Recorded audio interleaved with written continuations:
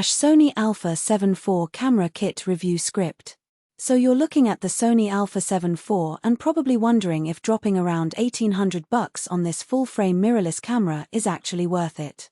That's a legitimate question because it's not cheap.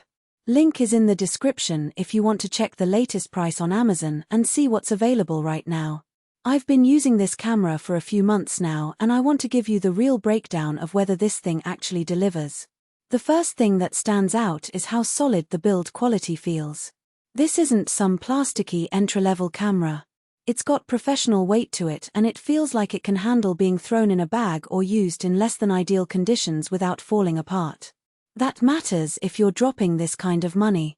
Now let's talk about the actual image quality because that's what you're really paying for.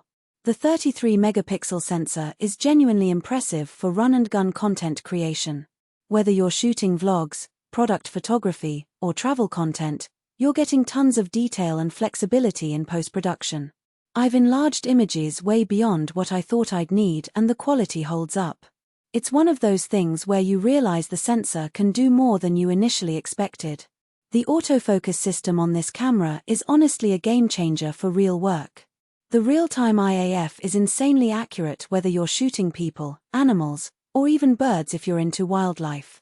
I've shot interviews where the focus just stayed locked on eyes the entire time with zero hunting. That saves you from having useless footage that's out of focus, which sounds obvious but it genuinely matters when you're on a deadline. For video, this camera honestly over-delivers at this price point. You're getting 4K at 60 frames per second with 10-bit color, which means you have serious grading flexibility in post. The camera also has breathing compensation, which is a feature that prevents that annoying zoom effect that happens when autofocus is hunting. If you're making cinematic content or corporate videos, that's a real selling point. The Bionz XR processor handles the heavy lifting, so rendering times aren't as painful as they could be. Battery life is solid too. You're getting a full day of shooting on one battery if you're not going crazy, and spares are cheap. The included 28 to 70mm lens is decently versatile, so you're not immediately needing to buy more glass to get started. Here's the real talk though. This camera excels at both photo and video, which is honestly rare at this price. The menus take some getting used to if you're coming from another brand, and I wish the ergonomics were slightly better for long handheld video sessions. Also, it's not the cheapest option out there if you're on a tight budget. The Canon R5 and Nikon Z6 are worth comparing.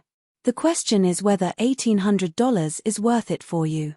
If you're creating content seriously, doing professional work, or you want one camera that handles both photo and video beautifully, I think it delivers. Check the link below to see the current pricing and bundle options on Amazon.